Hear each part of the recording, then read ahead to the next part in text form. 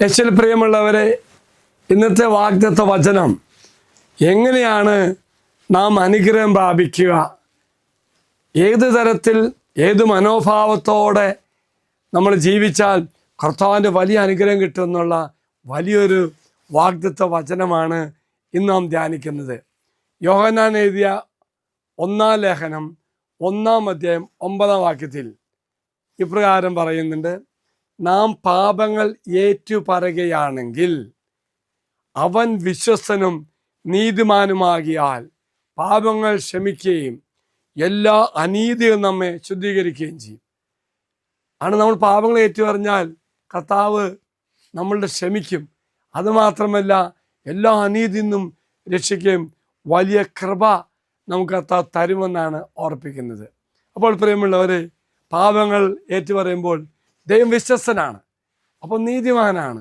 അതുകൊണ്ട് നമ്മൾ ക്ഷമിക്കും. എങ്കിൽ പ്രിയമുള്ളവരെ, നമ്മൾ ക്ഷമിക്കുവാനും ശുദ്ധീകരിക്കുവാനും വേണ്ടി നമ്മുടെ പാപങ്ങളെല്ലാം ഏറ്റുപറയാം, അകത്യങ്ങളെല്ലാം ഏറ്റുപറയാം.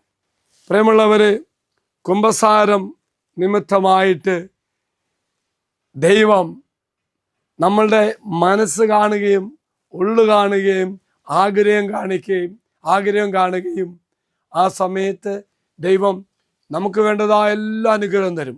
ഒന്നുണ്ട്, ദൈവത്തിന് അനുഗ്രഹം സ്വീകരിക്കണമെങ്കിൽ, അവൻ്റെ കൃപ സ്വന്തമാക്കണമെങ്കിൽ നിർമ്മലമായ ഹൃദയം നമുക്കുണ്ടാകണം, പാപങ്ങൾ ഏറ്റുപറയണം. എങ്കിൽ പ്രിയമുള്ള സഹോദരി സഹോദരന്മാരെ, പാപങ്ങൾ ഏറ്റുപറഞ്ഞുകൊണ്ട് തകർക്കപ്പെട്ട ബന്ധങ്ങൾ, ദൈവമായുണ്ടായ ബന്ധം പുനഃസ്ഥാപിക്കുവാൻ ദൈവം നമ്മെ അനുഗ്രഹിക്കട്ടെ. Praise the Lord. ദൈവത്തിൽ നിന്നും നമ്മെ അകറ്റിയ എല്ലാ പാപങ്ങളും ഈ വാഗ്ദത്ത കൂടാരത്തേക്ക് സമർപ്പിക്കുക. നിങ്ങളുടെ മനസ്സും മനസാക്ഷിയും എല്ലാം വിശുദ്ധമാക്കുവാൻ ദൈവം നിങ്ങളെ സഹായിക്കും.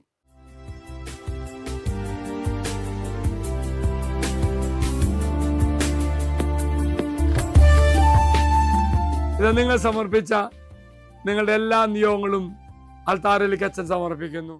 മറക്കരുത്, പാപങ്ങൾ ഏറ്റുപറഞ്ഞുകൊണ്ട് തമ്പുരാന്റെ മുന്നിൽ നിഷ്കളങ്കമായ ഹൃദയത്തോടെ ആയിരുന്നുകൊണ്ട് എല്ലാ അനുഗ്രഹം ഭാവിക്കുവാൻ കർത്താവ് നിങ്ങൾ ഓരോരുത്തരും സഹായിക്കട്ടെ.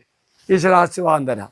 നമ്മുടെ കർത്താവായ ശമിശിഹായുടെ കൃപയും പിതാവായ ദൈവത്തിൻ്റെ സ്നേഹവും പരിശുദ്ധാത്മാവിൻ്റെ സഹവാസവും നാം എല്ലാവരോടും കൂടെ ഉണ്ടായിരിക്കട്ടെ, ഇപ്പോഴും എപ്പോഴും എന്നേക്കും.